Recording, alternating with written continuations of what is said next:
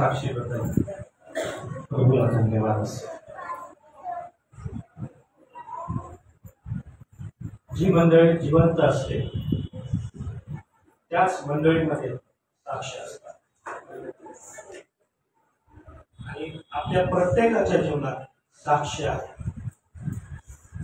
का साक्ष आहे आपल्या जीवनात? कारण देव परमेश्वर आपल्या जीवनात कार्यरत आहे. हालेलुया.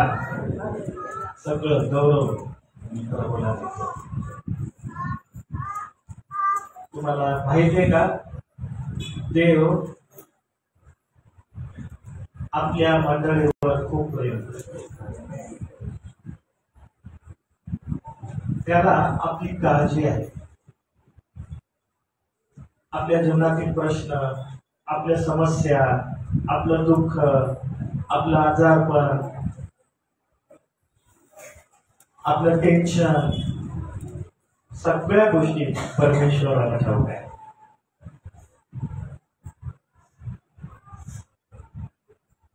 आणि देव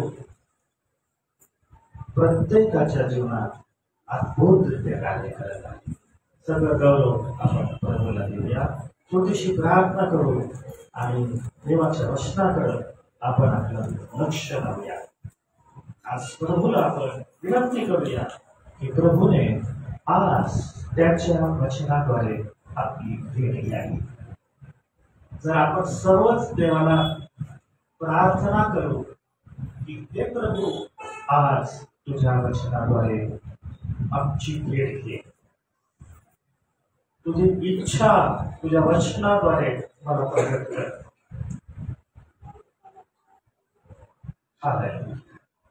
स्वर्गीय पित्या, आम्ही जसे आहोत तसे तुझ्या पवित्र हातात आणि तुला विनंती करतो प्रभू, आज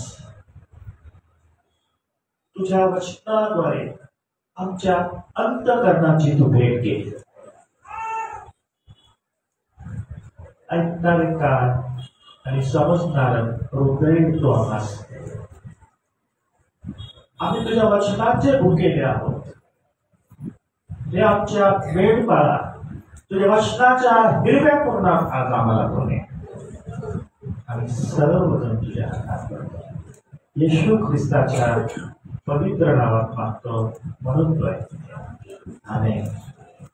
आपल्यामध्ये असा कोणी आहे का की त्याच्या आध्यात्मिक जीवनात तो कधीच पडत नाही? आहे का असा कोणी? कोण असं खात्रीपूर्वक बोलू शकतं का मी नाही पडत, मी अपयशी नाही होत? आपण प्रत्येक जण आपल्या जीवनात कधी ना कधीतरी आपण पडत असतो.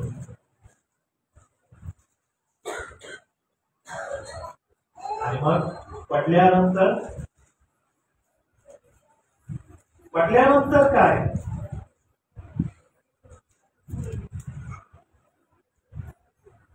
देव आपल्याला पुन्हा उभा करतो.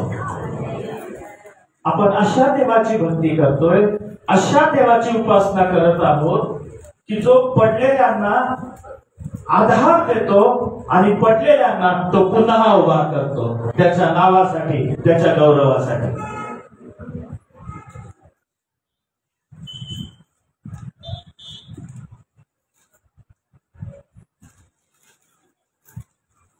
मत्तई शुभवर्तमान 26वा अध्याय आणि 31 ते 35 वचन आपण वाचूया.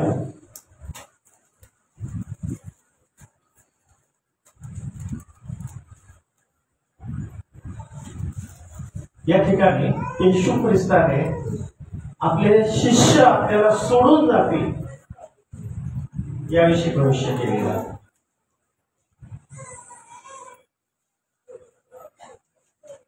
प्रभू येशू ख्रिस्ताचे शिष्य जे त्याच्या सोबत राहत होते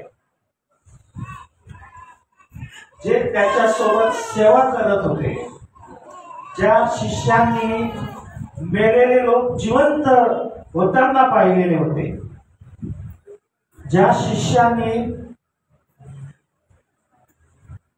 5 भाकरी आणि 2 मासे 5000 लोकांना पुरवलेले पाहिले होते, असे शिष्य आपल्याला सोडून जातील अशी भविष्यवाणी प्रभू येशू ख्रिस्त या ठिकाणी करत आहे. 31व्या वर्षी कसं दिलंय सर्व याच रात्री माझ्याविषयी आठवणदार, कारण असा शास्त्र आहे मी मेघमाळाला मारेन आणि कळपातल्या पेंढराची दाणाला होईल, परंतु मी मोठवला गेल्यानंतर तुमच्या आधी गालीला जाईल. पुढे पेत्राने त्याला उत्तर दिले, तरी मी कधीही अडखळणार नाही. येशूने त्याला म्हटले, मी तुला खचित सांगतो की आज रात्री कोंबडा तू मला 3 वेळा नाकारशील. आणि शेवटलं वचन देखील वाचा. पेत्र त्याला म्हणाला,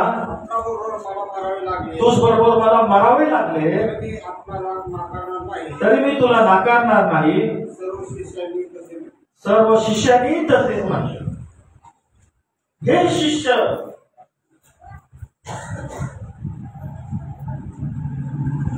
वचन दिलंय त्यांनी येशूला, आम्हाला मारावं लागलं तरी आम्ही तुला नाकारणार नाही. असे शिष्य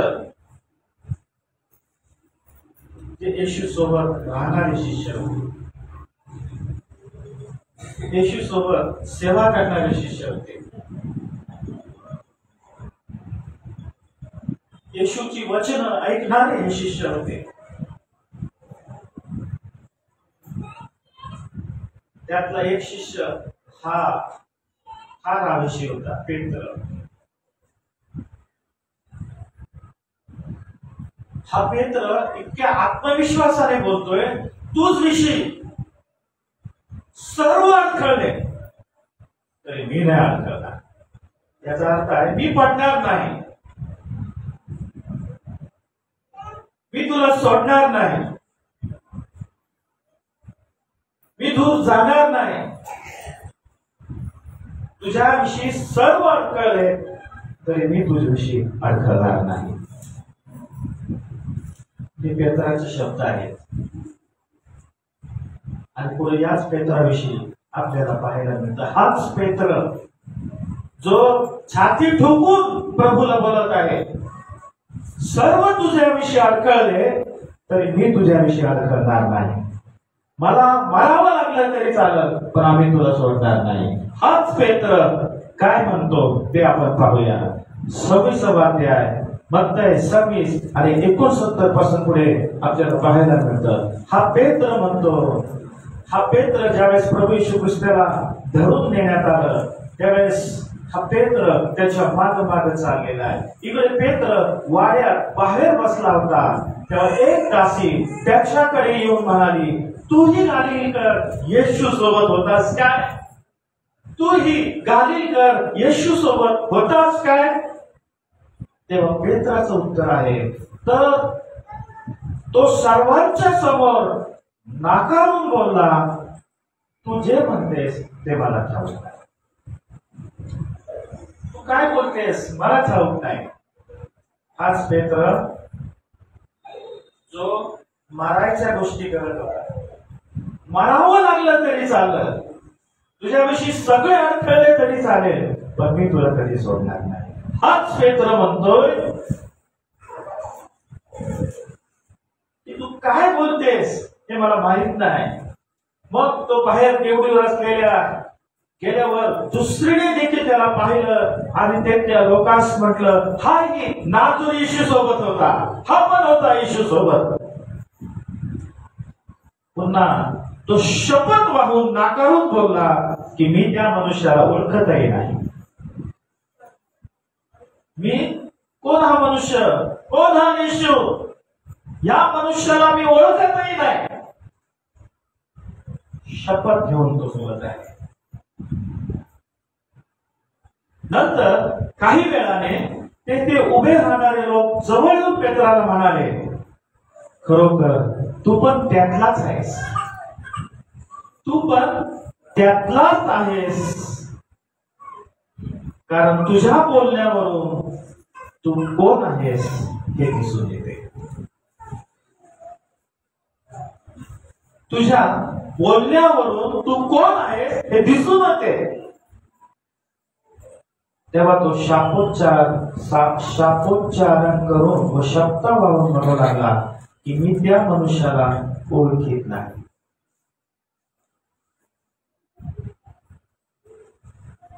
शाप देत आहे तो शाप. हाच पेत्र शब्दा घेऊन बोलत आहे, मी त्याला ओळखतच नाही.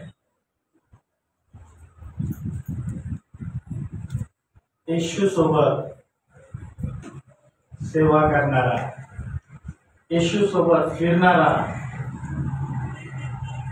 येशू सोबत मारायला तयार राहणारा हा पेत्र त्याच्या जीवनात एक दिवस आला, तो पडला. पेत्र पडला, तो फेल झाला, तो अपयशी झाला.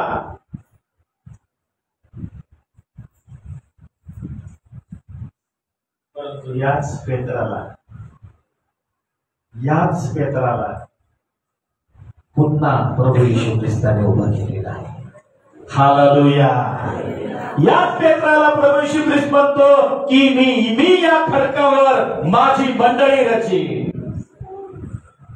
याच पेत्राला प्रभू येशूने पुन्हा उभं केलेला आहे, पवित्र आत्म्याने त्याला भरलेला आहे आणि याच पेत्राला अनेक मंडळे स्थापन करण्यासाठी प्रभूने उपयोगात आणलेला आहे. हाच पेत्र, पडलेला पेत्र, प्रभूने त्याला प्रभूचं पुनरुत्थान झाल्यावर गालिलात त्याला दर्शन दिलं, गालिलात त्याची भेट घेतली आणि गालिलात भेटल्यानंतर याच पेत्राला प्रभू येशू ख्रिस्त म्हणतोय, पेत्रा तू माझ्यावर प्रीती करतोस काय? हे पेत्रा तू खरोखर माझ्यावर प्रीती करतोस काय? तिसऱ्या वेळेस तो म्हणला, हे पेत्रा तू माझ्यावर प्रीती करतोस काय? पेत्र म्हणला, होय प्रभू येशू, मी तुझ्यावरच प्रीती करत आहे. हालेलुया. या पडलेल्या पेत्राला येशूने पुन्हा उभं केलं. हालेलुया. हालेलुया. पडलेल्या व्यक्तीला उभा करणारा आपला प्रभू येशू ख्रिस्त आहे. माझ्या जीवनात मी याचा अनुभव घेतलेला आहे, माझ्या जीवनात देखील याचा मी अनुभव घेतलेला आहे. मी अनेक वेळेस पडलेलो आहे, अनेक वेळेस माझं पतन झालं, पण देवाने मला पुन्हा उभा केला. देव बायबल आम्हाला सांगतं की देव पडलेल्यांना आधार देणारा परमेश्वर आहे. पडलेल्यांना उभं करणारा हा परमेश्वर आहे. स्तोत्र 37:24 वाचा. स्तोत्र 37:24. तो पडला तरी सपशेल पडणार नाही. परमेश्वर काय करेल? पुढे वाचा. कारण परमेश्वर त्याला हात देऊन उठवले. आमेन. हालेलुया. काही लोकांना वाटतं मी पडलोय, मी अपयशी झालो, मी फेल झालो, आता माझ्या जीवनात काही घडणार नाही, आता मी उभं राहू शकत नाही, आता देव मला शासन करेल. आता मी देवाजवळ जाऊ शकत नाही, आता मी प्रार्थना करू शकत नाही, कारण मी पडलेलो आहे, मी चुकलेलो आहे, मी अपयशी झालेलो आहे. देव म्हणतो पडला तरी तो सपशेल पडणार नाही. परमेश्वर त्याला आपला हात धरून सांगते. याच पेत्राला प्रभू येशू ख्रिस्त काय म्हणतो? प्रभू येशू ख्रिस्ताने त्यांना काय सांगितलं होतं? मग ते 26:32 मध्ये वाचा.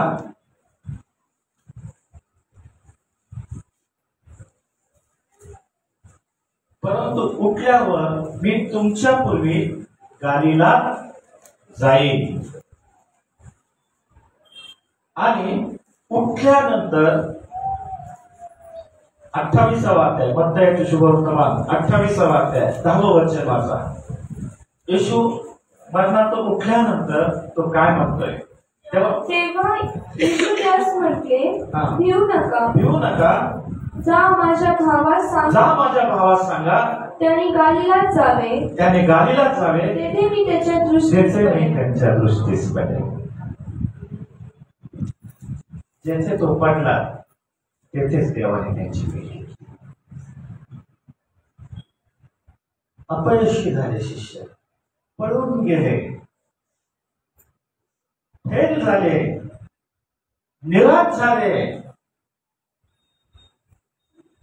त्यांना असं वाटलं होतं की आता सगळं संपलेलं आहे, येशूचा मरण हा त्याचा शेवट आहे.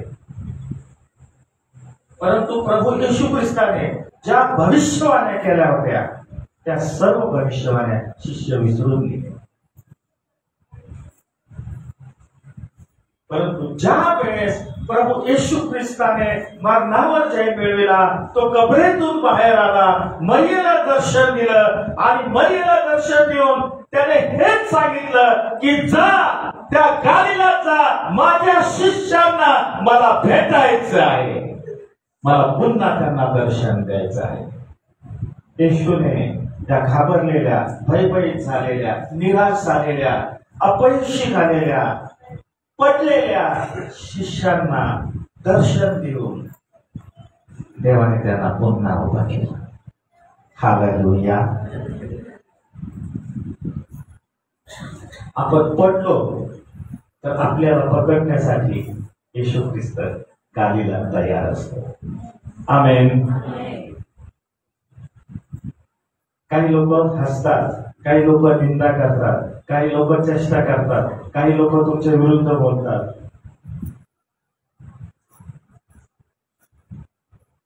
पण देव तुम्हाला हात देऊन सावरतो. देव तुम्हाला पुन्हा उभा करतो. देव त्याची वचनं पुन्हा तुमच्या हृदयात घालतो. देव त्याचं दर्शन पुन्हा तुम्हाला देतो. देव पुन्हा तुम्हाला आश्वासन देतो. देव पुन्हा तुम्हाला सामर्थ्य देतो. देव पुन्हा तुमच्या मुखामध्ये वचनं घालतो आणि तुम्हाला म्हणतो मी आहे, उभा राहा आणि पुढे जा.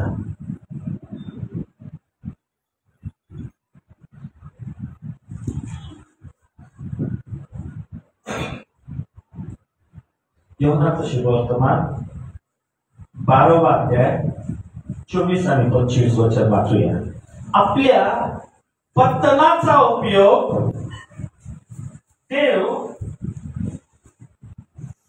आपल्याला नवीन जीवनात रूपांतरित करण्यासाठी करतो. आमेन. डू यू बिलीव्ह दिस? आपल्या पतनाचा उपयोग देव आपल्याला नवीन जीवनात रूपांतरित करण्यासाठी करतो.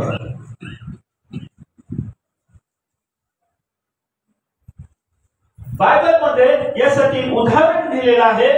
आपण वाचूया. योहानाचं शुभवर्तमान 12वा अध्याय 24 आणि 25 वचन वाचा बरं.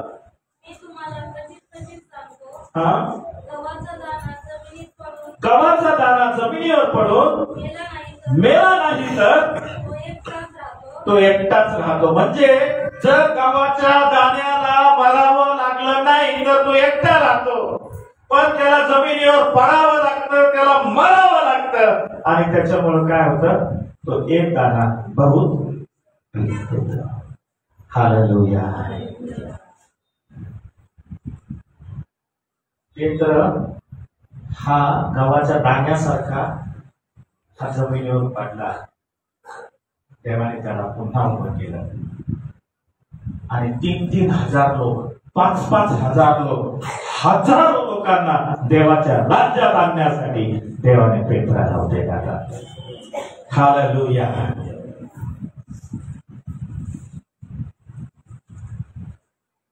काय कारण आहेत पडण्याची? कारण आहेत, पुष्कळशी कारण आहेत पडण्याची। कशामुळं आपण पडतो? पवित्र शास्त्रात या काही गोष्टी आपल्याला पाहावयास मिळतात। काही लोकांचा भरोसा आपल्या दौलतीवर असतो, आपल्या धनावर असतो, आपल्या मिळकतीवर असतो, आपल्या पैशावर असतो, आपल्या संपत्तीवर असतो, आपल्या प्रॉपर्टीवर असतो आणि त्याचा त्यांना अभिमान असतो। माझ्याजवळ एवढं शेती आहे, माझ्याजवळ एवढी मिळकत आहे, मला काही टेन्शन घेण्याची गरज नाही। पवित्र शास्त्रात असाच एक श्रीमंत मनुष्य आपल्याला पाहायला मिळतो।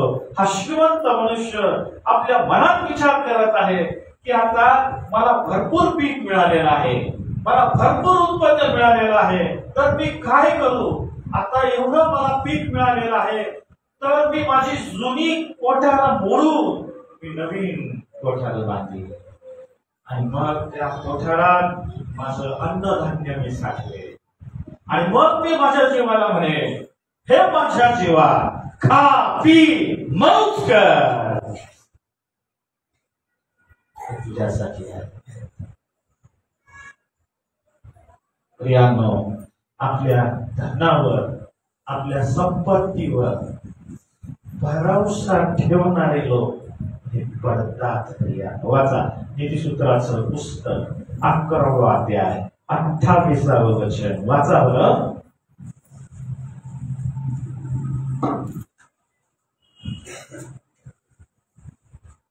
जो आपल्या धनावर भरोसा ठेवतो तो पडेल, पण धार्मिक नव्या पालखीप्रमाणे टवटवीत होईल।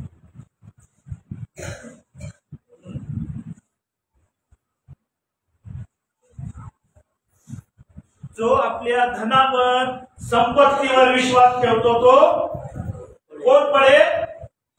जो आपल्या धनावर विश्वास ठेवतो तो त्याची संपत्ती त्याला वाचू शकत नाही, त्याच्या संपत्तीचा त्याला काही उपयोग होत नाही। पण नीतिमान व्यक्ती, परमेश्वराचं भय बाळगणारा व्यक्ती हिरव्या पानाप्रमाणे आहे। आमेन। पहिल्या तिमोथी 6वा अध्याय 9वे वचन वाचा। जे धनवान होऊ पाहतात, ज्यांचं लक्ष या जगातील धनाकडे आहे, ते परीक्षेत पाशात पडतात आणि मनुष्यासाठी नाशास ते कारण बनतात।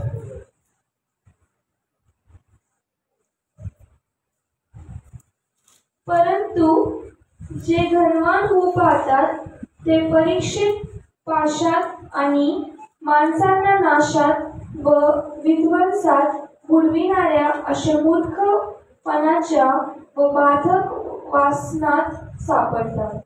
बाधक वासनात सापडतात म्हणजे काही असे अनेक बांधव आहेत जे धनाच्या मागे लागलेले आहेत। प्रियांनो, ते लवकर पडतात। बायबल सांगतं की सर्व वाईटाचं मूळ धन। काही लोकांना वाटतं की मी अतिशय ग्रेट आहे, मी ग्रेट आहे, मी महान आहे, मी खूप ग्रेट आहे, मी खूप स्मार्ट आहे आणि मी खूप ज्ञानी आहे, आय एम ग्रेट।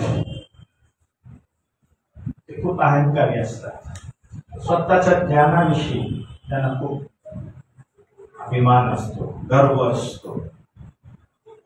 असे अभिमानी लोक, गर्व बाळगणारे लोक प्रियानो हे देखील पडतात. नीतिसूत्राचं पुस्तक 16वा अध्याय 18वे वचन वाचा.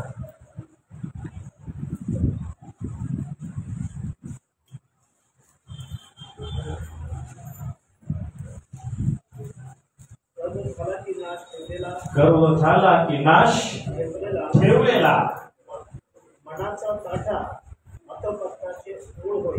मनाचा ताठा अधपतनाचे. गर्व झाला की नाश ठेवलेला. कोणत्याही गोष्टीचा अभिमान वाटत असेल, कोणत्याही गोष्टीविषयी आपल्याला गर्व वाटत असेल तर प्रियानो, बायबल आम्हाला सांगतं नाश ठेवलेला आहे.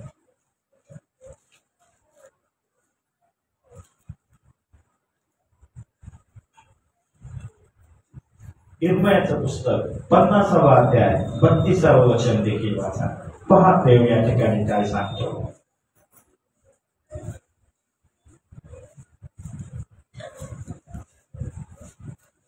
कोण ठोकर खाऊन पडेल? कोण पडू शकतं? कोणाचा नाश होऊ शकतो? गर्विष्ठ ठोकर खाऊन पडेल, त्याला कोणीही उचलणार. गर्विष्ठ लोकांना कोणीही उचलत नाही. आणि म्हणून आपण आपल्या जीवनाचा विचार केला पाहिजे. काय या गोष्टी माझ्या जीवनात आहे काय? कोणत्या गोष्टीचा मी अभिमान बाळगत आहे काय? मी स्वतःला फार ग्रेट आणि महान समजत आहे काय? फार ज्ञानी समजत आहे काय? फार ताकदवान समजत आहे काय? बायबल सांगतं गर्व आला की नाश ठेवलेलाच आहे. आणि गर्विष्ठ ठोकर खाऊन पडला तर त्याला कोणी उचलत नाही.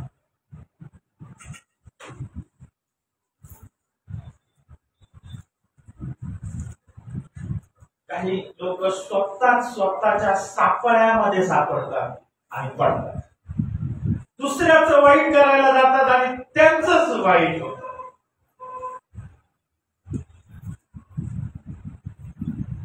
बायबल आम्हाला सांगतं वाईटाने जिंकला जाऊ नको, बऱ्याने वाईटाला जिंक. देवाचे लोक, प्रार्थना करणारे लोक बऱ्याच वेळेस दुसऱ्याविषयी वाईट चिंततात, दुसऱ्याचं वाईट करण्याचा प्रयत्न करतात. बायबल आम्हाला सांगतं की असे जे लोक आहेत, उपदेशकाचं पुस्तक 10वा अध्याय आणि 8व्या वचनामध्ये आपल्याला पाहायला मिळतं, असे जे लोक आहेत जे स्वतः खणलेल्या खड्ड्यामध्ये पडतात. म्हणजे स्वतः जो खड्डा खणतात त्यातच ते पडतात. जो कुंपण तोडितो त्याला सरपट असतो. स्वतःच्या सापाळ्यात ते स्वतःच अडकतात.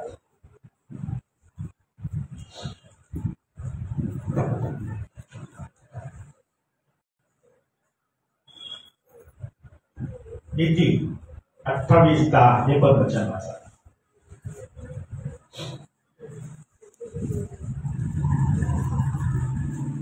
जो सरळांना भडकावून कुमार्गाला लावतो, जो सरळांना भडकावून कुमार्गाला लावतो, तो आपण ठरलेल्या काचेत स्वतः पडेल. तो स्वतःच सापाळ्यात अडकतो.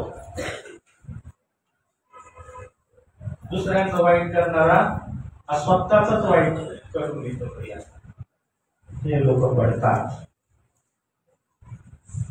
दुसऱ्यांचं वाईट चिंतणारे लोक, दुसऱ्यांना खड्ड्यात टाकणारे लोक स्वतःच खड्ड्यात पडतात.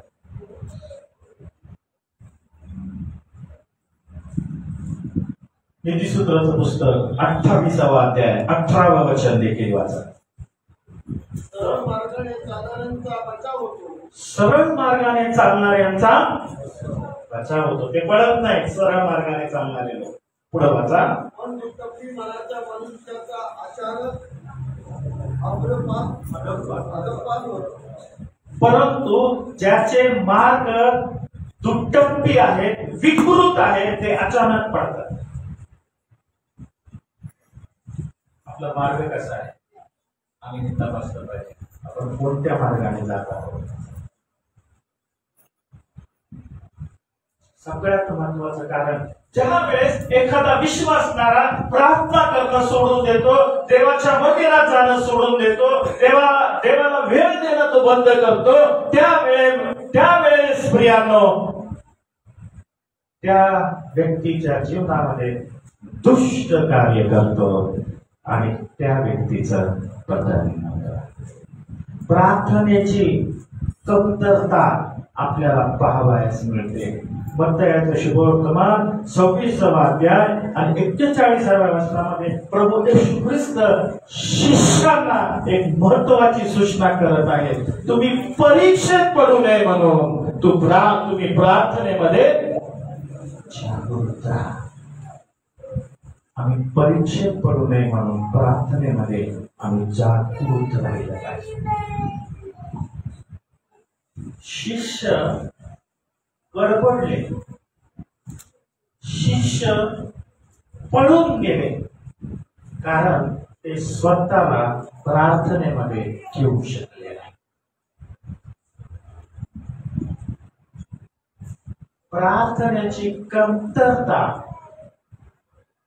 आपल्याला आपल्या पतनास कारणीभूत ठरते. जो व्यक्ती प्रार्थना करणं बंद करतो तो व्यक्ती कधीही पडू शकतो. आणि म्हणून देवाच्या लेकरांनो आम्ही प्रार्थनेमध्ये राहिलं पाहिजे. देवाला आम्ही वेळ दिला पाहिजे. देवाचं वचन आम्हाला सांगतं निरंतर प्रार्थना करा, निरंतर प्रार्थना करा आणि सर्व स्थितीमध्ये परमेश्वराची उपकार स्तुती करा.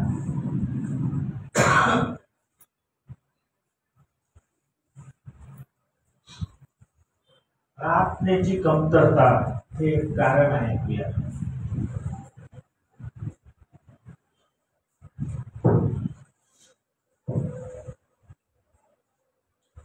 पुढची गोष्ट वचनाचा अभाव. वचनच नाही, आम्ही वचन ऐकतच नाही किंवा वचन ऐकून जर त्याप्रमाणे आमचं आचरण होत नसेल तर तो आशात आपलं मुख पाहणाऱ्या व्यक्तीसारखा आहे असं याकोबाच्या पत्रात दिलं.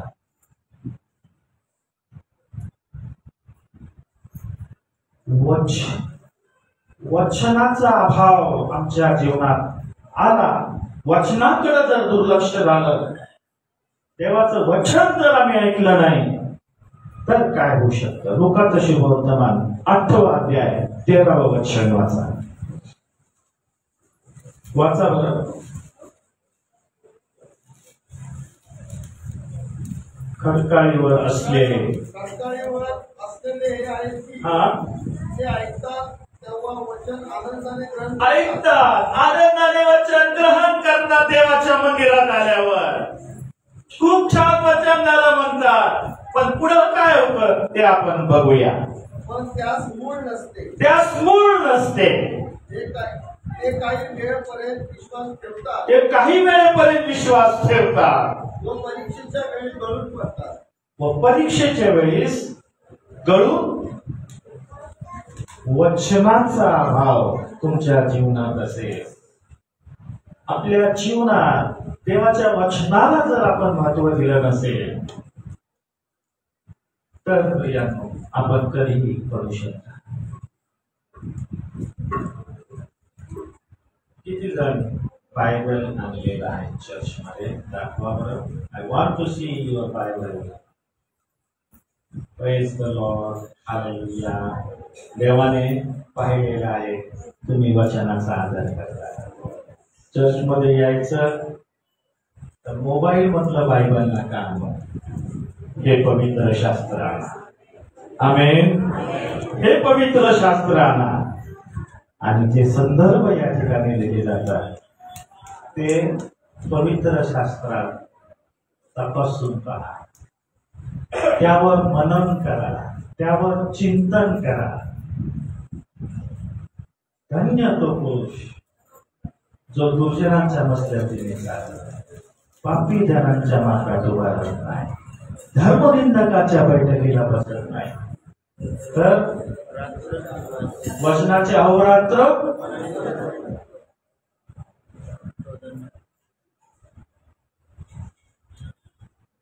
हे देवाच्या वचनाचं मला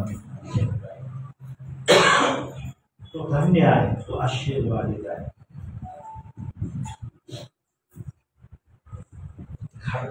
खडकाळीवर पेरलेले आहे, खडकाळीवर पेरलेलं जे बी असतं ना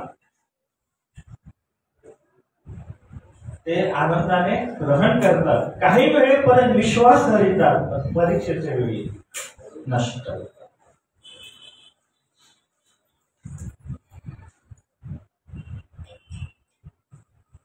काय खबरदारी आम्ही घेतली पाहिजे? आपण पडू नये यासाठी आम्ही काय खबरदारी घेतली पाहिजे?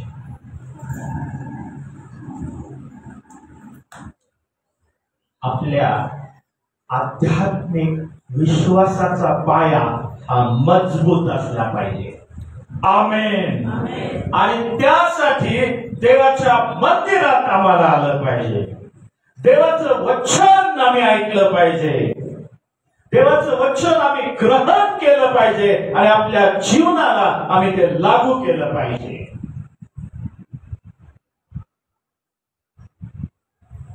दररोज देवाच्या वचनाचं मनन आम्ही केलं पाहिजे, देवाच्या सानिध्यामध्ये आम्ही बसलं पाहिजे. मत्तयाचं शुभवर्तमान 7वा अध्याय आणि 25वे वचन.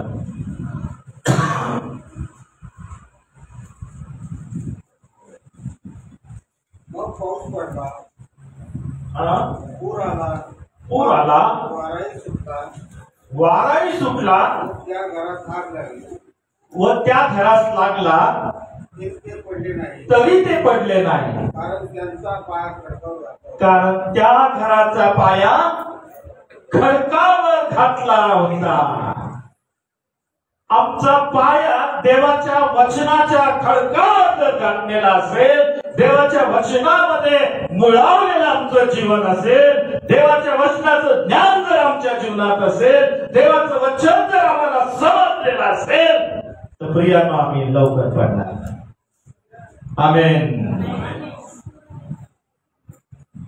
देवाने ज्या उद्देशासाठी आम्हाला बोलावलेलं आहे ते देवाचं पाचारण जर आम्हाला कळालेलं असेल तर आपण पडणार नाही. पेत्रचं 2रं पत्र 1ला अध्याय 10वं वचन वाचा.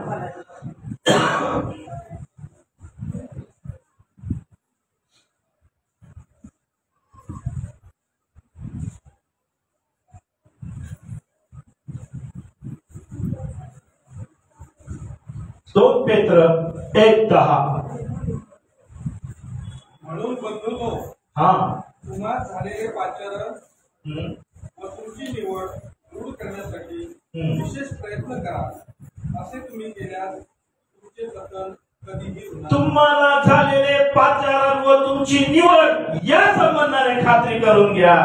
असे केल्याने तुमचे पतन होणार. तुम्हाला झालेलं पाचारण आहे, तुमची निवड याची खात्री तुम्हाला झाली पाहिजे की देवाने मला बोलावलेलं आहे, देवाने मला निवडलेलं आहे, मी देवाचं लेकरू आहे आणि देवाला माझ्या जीवनात कार्य करायचं आहे. ही खात्री आमची झाली पाहिजे. असं करा तर तुमचं पतन होणार नाही. आमेन. 3री गोष्ट देव आम्हाला सांगतो, आम्ही सावध राहिलं पाहिजे. आम्ही पडू नये म्हणून सावध राहिलं पाहिजे. आता मध्ये हवा सावध नव्हते. ते पडल्यानंतर त्यांना कळलं की आम्ही देवाची आज्ञा मोडली आहे. आम्ही पडू नये म्हणून आम्ही आता सावधान राहण्याची आम्हाला गरज आहे. 1 Corinthians 10वा अध्याय 12वं वचन वाचा.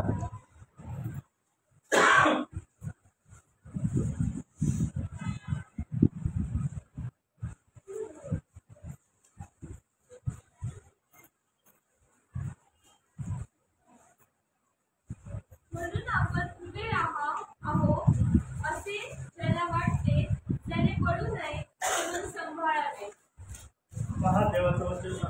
आपण उभे आहो असे ज्याला वाटते त्याने पडू नये त्याने पडू नये म्हणून आम्ही सावध राहायला, सावधान राहायला पाहिजे.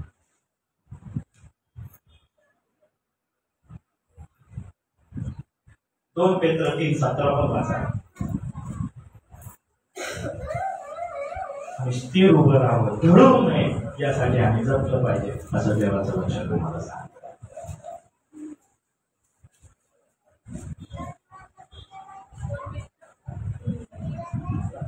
3:17.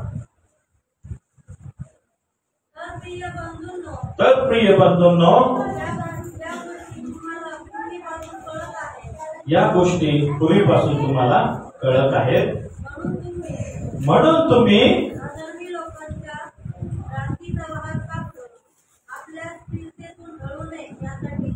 आपल्या स्थिरतेतून ढळू नये यासाठी जपा.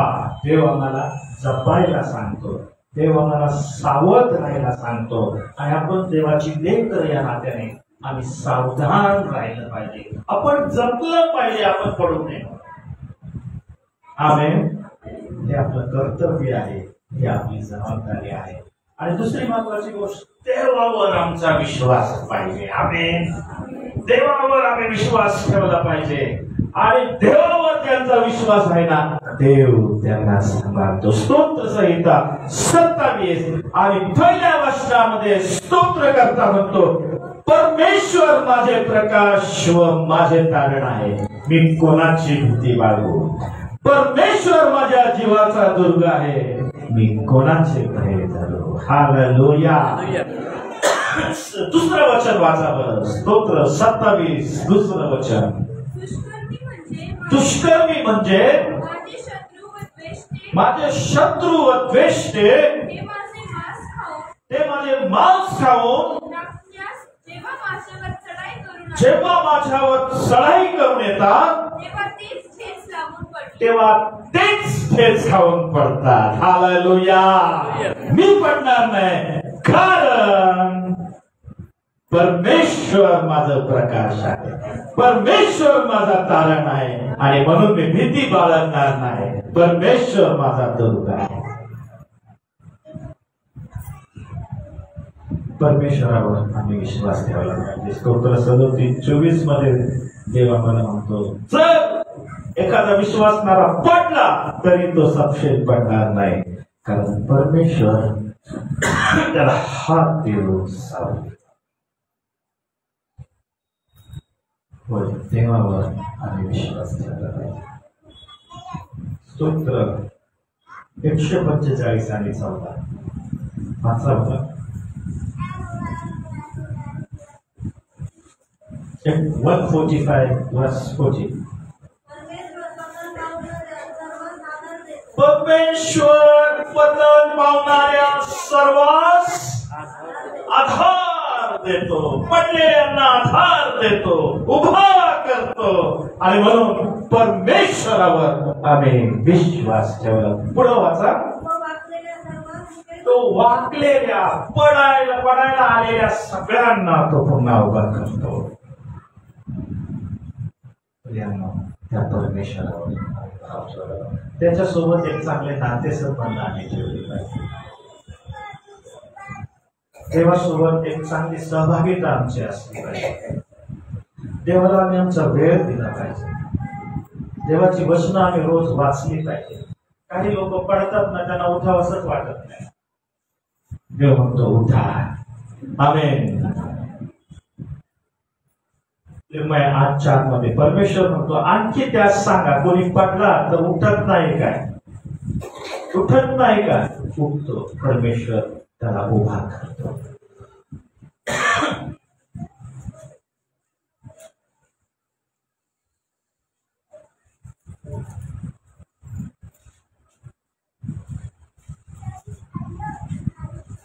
आम्हाला उठलं पाहिजे पडल्यावर. आमेन. आम्हाला उठायची गरज आहे. देव तुम्हाला पुन्हा उभा करण्यास तयार आहे. तुम्ही गमावलेला आनंद, गमावलेला अभिषेक देव तुमच्या जीवनात पुन्हा तुम्हाला द्यायला तयार आहे. आणि सगळ्यात शेवटली गोष्ट जर पडला तर यानो परमेश्वराच्या हातात स्वतःला द्या. आम्ही दाविदाने जे केलं ते आम्हाला करायचं आहे. दुसरे शमूएल वाचा, दुसरे शमूएल 24वा अध्याय 14व्या वचनात पाहतो. दाविदाने परमेश्वराविरुद्ध पाप केल्यानंतर दाविदाला कळलं की मी परमेश्वराच्या आज्ञेविरुद्ध वागलो आहे, मी परमेश्वराच्या इच्छेविरुद्ध यहुदा आणि इस्रायल यांची गंती केलेली आहे. त्यावेळेस गाद संदेष्टा दाविदाकडे आला आणि गाद संदेष्टा म्हटला आहे बघ, 3 पिढ्या, 3 पैकी एक तुझ्यासाठी निवड. तेव्हा दाविदाचं उत्तर काय होतं पहा. दावीद गादास म्हणाला, मी मोठ्या पेचात पडलो आहे. परमेश्वराच्या हाती आपण आम्ही पडायचं तर कुठं पडा? परमेश्वराच्या हातात. परमेश्वर जे काही करत ते सांगतो. दाविदाने बेस्ट निवडलं. परमेश्वराच्या हातात तो पडला. त्याने स्वतःला परमेश्वराच्या हातात दिला आणि परमेश्वराने पण त्याच्यावर दया केली. काय प्रिया, पेत्रासारखं आमचं जीवन आहे का? आणि प्रभूला खूप आश्वासनं देतो, वचन देतो, आणि बऱ्याच वेळेस आपण देवाला दिलेली वचनं आम्ही पूर्ण करत नाही. आपण फेल होतो, आपण पडतो. पेत्राने शापोच्चारण करून आणि शब्दा घेऊन येशू ख्रिस्ताला नाकारलं. याच पेत्राला देवाने पुन्हा उभं केलं. त्याच पेत्राला देवाने पवित्र आत्म्याच्या सामर्थ्याने भरलं. तोच देव आपल्यालाही उभं करू शकतो. आमेन. आपलं रेस्टॉरेशन तो करू शकतो, आपली पुनर्बांधणी तो करू शकतो. आम्हाला पुन्हा उभं राहण्याची गरज आहे. आम्हाला देवाच्या वचनावर विश्वास ठेवण्याची गरज आहे.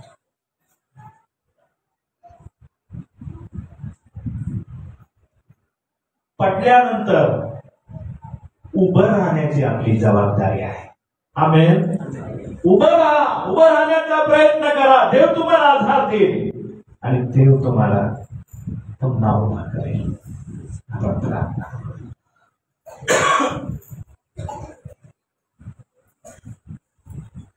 सर्वशक्तिमान जिवंत परमेश्वरा, तुझ्या पवित्र वचनाबद्दल आम्ही तुझे आभार मानतो. तुझं वचन आमच्या पावलासाठी दिवा आणि आमच्या मार्गासाठी प्रकाश असा आहे. प्रभू, तू वाकलेल्यांना उभा करणारा आणि पडलेल्या लोकांना आधार देणारा परमेश्वर आहेस. तू सावरणारा परमेश्वर आहेस. प्रभू, आमच्यामध्ये असा कोणीच नाही की तो कधीच पडत नाही. परंतु ज्या ज्या वेळेस आम्ही पडतो त्या त्या वेळेस तुझ्या उजव्या हाताने तो आम्हाला सावरतो. म्हणून आम्ही तुला धन्यवाद देतो. आम्ही मागतो प्रभू, पेत्रासारखं कार्य आमच्या जीवनात करा. आम्हाला प्रभू तुझ्या पवित्र अभिषेकाने भरा आणि तुझ्या गौरवासाठी आम्हा सर्वांना तो देणार. आमचं जीवन आम्ही तुझ्या हातात देतो. धन्यवाद असेल. येशू ख्रिस्ताच्या पवित्र नावात मागतो म्हणून तुला. आमेन.